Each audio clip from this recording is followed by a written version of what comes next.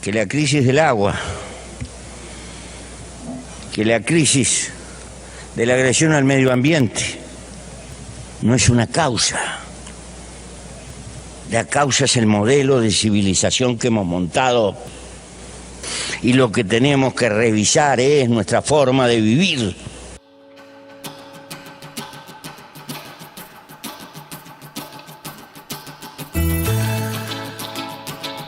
La relación entre México y el agua ha sido especial desde hace millones de años.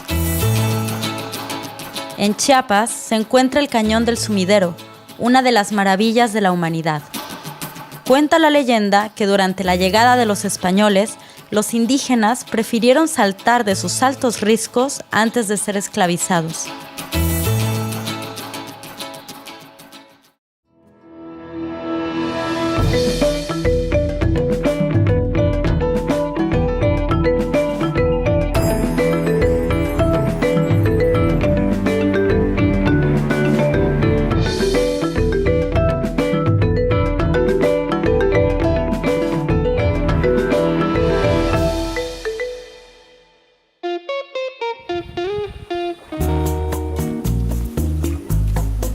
Trabajamos en el campo porque nos gusta, porque nos llama la atención y de allí viene pues lo básico pues para nosotros los campesinos y nos gusta pues trabajar en el campo. Así nos enseñaron nuestros padres, nuestros antepasados también pues. Entonces por eso hemos sobrevivido nosotros, casi no hemos salido a la ciudad a trabajar.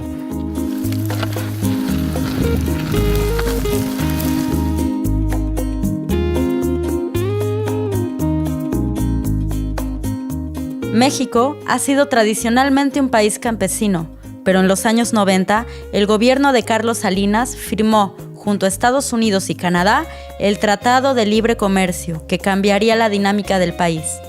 La idea era permitir la circulación de bienes y servicios entre los países firmantes y, además, eliminar sus aranceles. Tratado de Libre Comercio negociado para beneficiar a las transnacionales a costa de las agriculturas nacionales y de los pequeños productores nacionales. Las propuestas de las organizaciones campesinas es soberanía alimentaria, que no te obliguen a importar lo que puedes producir. México dejó de ser competitivo ante los subsidios recibidos por los campesinos norteamericanos. Poco a poco, el país dejó de ser autosuficiente a nivel alimentario y pasó a depender de sus vecinos del norte. Esto provocó la desintegración paulatina del campo en favor de grandes multinacionales.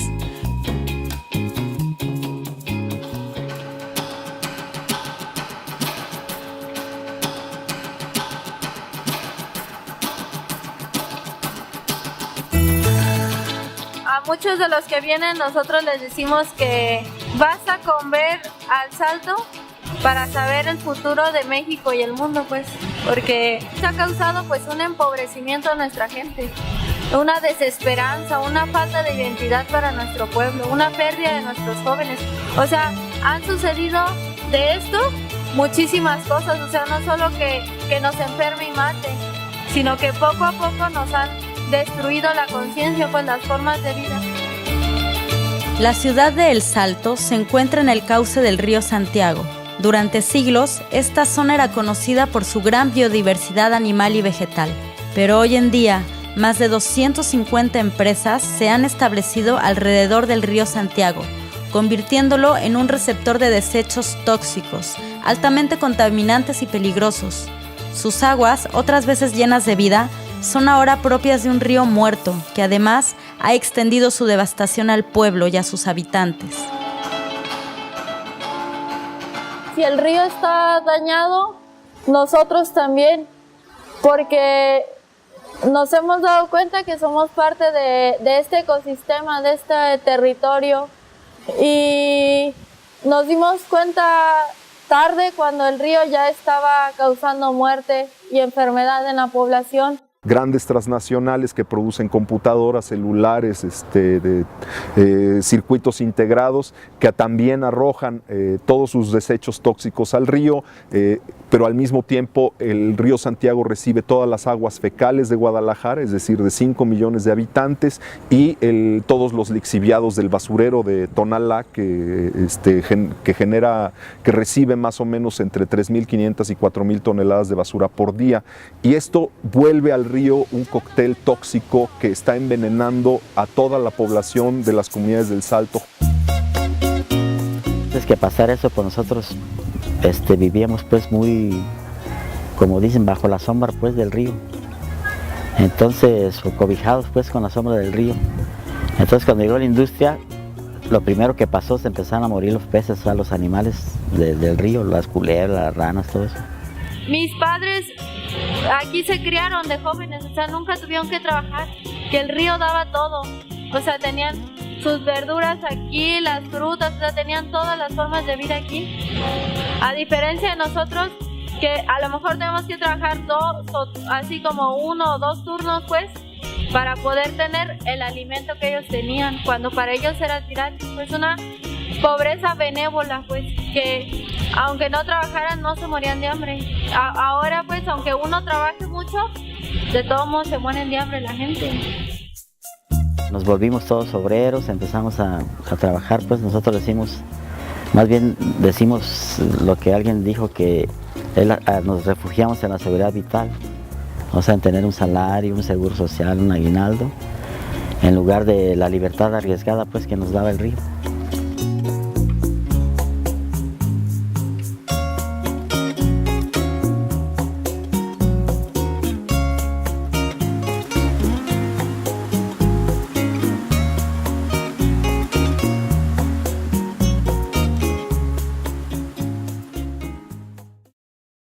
Arsénico, plomo, cobre, zinc, cromo, mercurio, 1090 contaminantes tiene el agua del río. Y de esos 1090, como 980, si no soy mal, aparecen esporádicamente, o sea, están de vez en vez. Pero quiere decir que más de 100 siempre están. La ley posibilita que todas las responsabilidades de la contaminación se disuelvan, porque como se van combinando las sustancias químicas en el río, esto significa que no hay un responsable directo de que exista una cierta sustancia química, porque una empresa puede no utilizar esa sustancia, pero al combinarse con otra que arroja otra empresa, pues ya se generan unas mezcolanzas ahí medio extrañas. Damos por entendido que las empresas no están en el negocio de proteger el medio ambiente, están en el negocio de obtener ganancias. El río ha sido vaciado, o sea, le sacaron todo lo que tenía, o sea, la vida y su vida pues propia.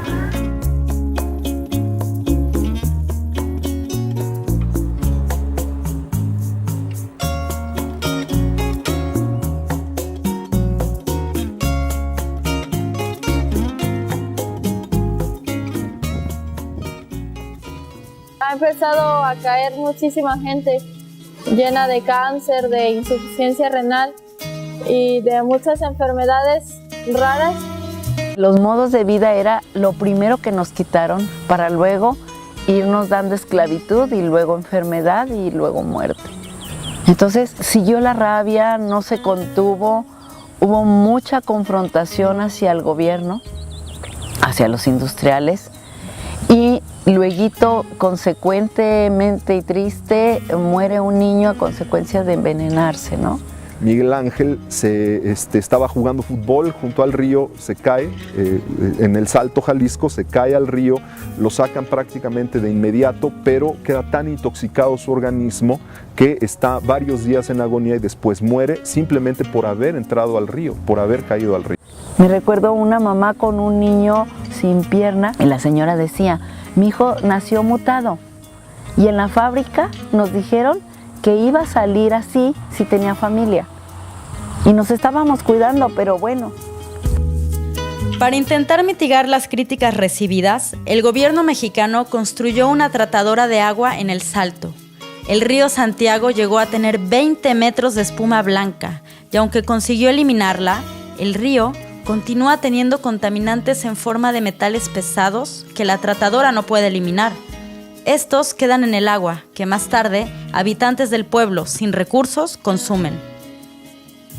Hacen trabajos estéticos, O sea, decir, pues ya está blanca el agua. O sea, la gente que tiene, por ejemplo, para comprar un garrafón de agua, pues la compra. Pero la gente que no tiene, pues hierve el agua creyendo que con eso se va a limpiar, a purificar. Pero no, o sea, sí se mueren las bacterias, los coliformes fecales, pero los metales pesados. La gente del pueblo, frente a las enfermedades y a la contaminación surgida, decidieron unirse y crear la asociación Un Salto de Vida, en defensa de su pueblo y su río.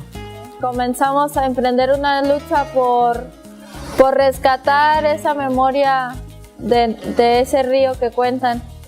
Para nosotros es importante el que vuelva a haber un río sano, porque es una vida digna para nosotros.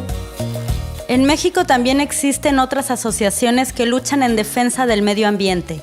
Un ejemplo de esto es la Asamblea Nacional de Afectados Ambientales, que lucha contra las políticas que afectan a los indígenas y a su madre tierra. Como comunidades indígenas no encajan dentro de la visión del capital, porque es bastante absurdo hablar de bienestar cuando de bienestar plantea el tirar árboles, el incremento indiscriminado de basura, el incremento indiscriminado de consumo de productos. Todo este proceso ya de 4 años que llevamos como Asamblea Nacional de Afectados Ambientales nos llevó primero al reconocimiento de que tanto el Estado como las leyes mexicanas no están respondiendo a las necesidades de preservación de la propia vida de los pueblos. Desde un proceso de formación, de autoformación, que los propios pueblos lleven a cabo la formación de ellos mismos, que los propios pueblos acopiando tanto de sus saberes ancestrales o tradicionales como del saber científico duro, formal, universitario, puedan ellos construir un discurso socioambiental complejo.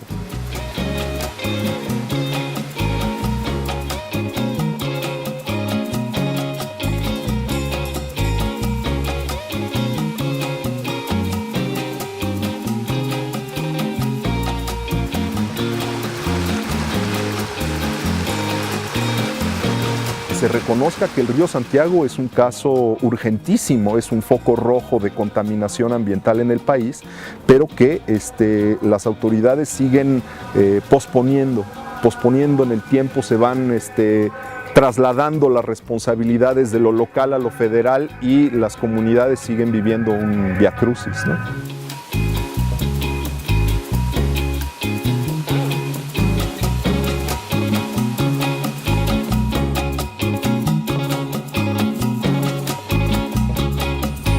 Que se den permiso de soñar, que se den permiso de repensar cómo vamos a recuperar este paraíso perdido por el momento, al que tenemos derecho. Eso siento. Creemos necesario retomar como eje de vida el pueblo, que es donde estamos al fin y al cabo asentados, donde se dio el origen, y no podemos salir huyendo cuando aquí están enterrados nuestros abuelos, como nuestros antepasados, y nuestra identidad, ¿no? Que la identidad, claro, que se ha ido diluyendo muchísimo con el río. Como el río se murió, la identidad se perdió totalmente.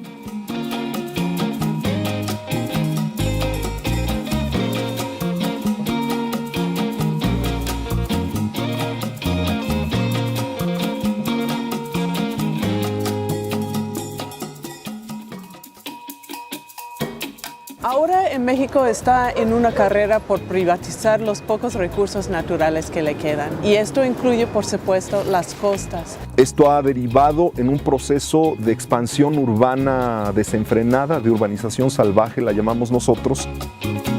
En Cancún, uno de los centros turísticos más importantes del mundo, grandes proyectos hoteleros han sido construidos. Esto ha provocado una enorme destrucción medioambiental, con el derribo de barreras naturales que protegen contra los huracanes, como son los manglares o la construcción de grandes edificios sin una ley de costas. También en las aguas de la región se han encontrado más de 100 tipos de bacterias provenientes de la contaminación hotelera. arrojan todas sus aguas residuales a la playa, al mar, y entonces contaminan hasta los propios turistas que reciben. Entonces este tipo de operaciones tan paradójicas, tan contradictorias, están ocurriendo en todo el país.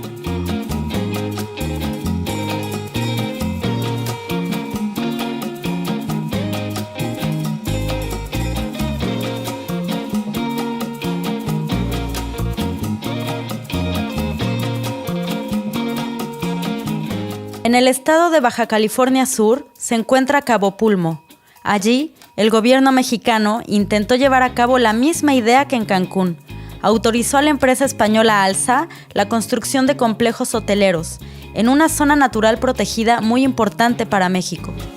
Esta situación empieza a darse a raíz del Tratado de Libre Comercio, que abre el país a la inversión extranjera.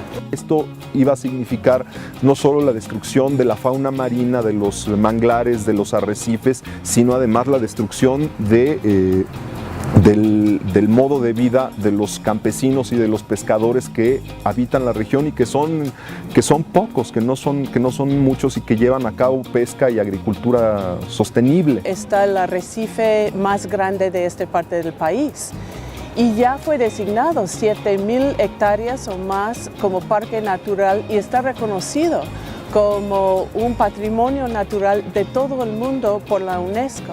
Sin embargo, se iba a imponer este tipo de proyecto con daños ambientales. Se viene la creación de una gran ciudad. El costo social sería muy alto y que en muy poco tiempo acabaríamos con el arrecife, ¿no? Con la salud del arrecife, que es la que ha dado empleo no solo a esta comunidad, sino por la riqueza del parque exporta peces a las áreas de pesca comercial. La población se organizó y resistió a la destrucción de su tierra, provocando que el expresidente Felipe Calderón cancelara el proyecto. Simplemente que el megaproyecto así llamado de Cabo Cortés, tal y como fue presentado, queda cancelado.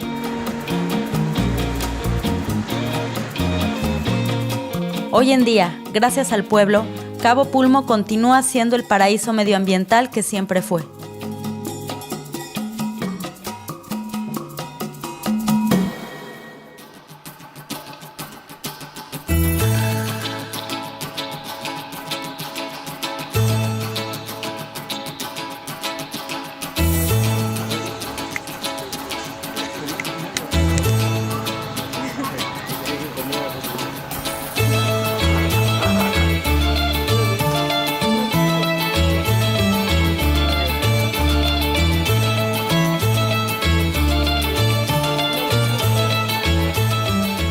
En lo que ahora se conoce como Distrito Federal, antes fue Tenochtitlán, la capital del Imperio Mexica, rodeada de lagunas y pequeños ríos.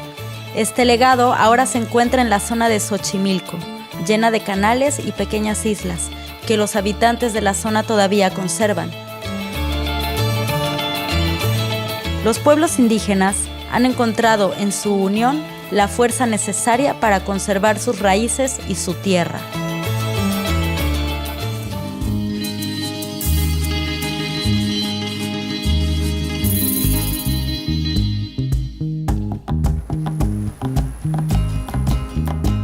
Nos llama mucho la atención el trabajo del campo, pues si ustedes nos dijeran ahorita vamos a trabajar, pues nosotros sabemos arar, sabemos con la yunta, pues sabemos limpiar la milpa, sabemos sembrar, y pues si hubiera un lugar ahorita para ir nosotros lo haremos, pues porque estamos acostumbrados a eso, de eso nacimos nosotros y de eso comemos, pues.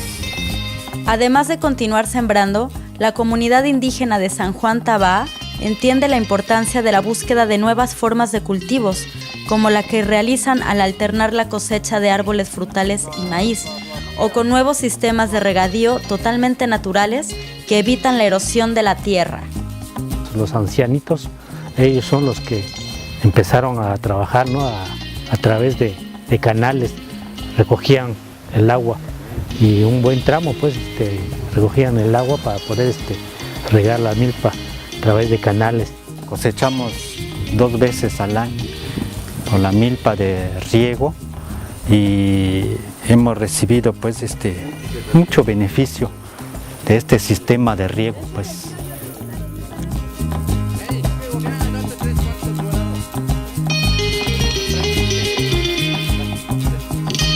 Pues esto es por pura gravedad, pues así trabaja la manguera. No hay ningún motor, no hay, simplemente es por gravedad, pues.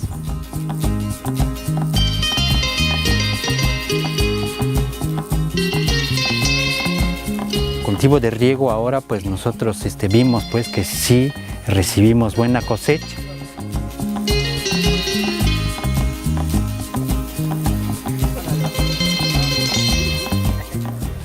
Rozó este terreno, lo labró, sembró y hoy está limpiando y al rato va a recoger la cosecha. Solamente así los campesinos. Mientras hay agua, el campesino vive. Si no hay agua, tampoco. Va a echar a correr a ver a dónde, mientras no haya agua.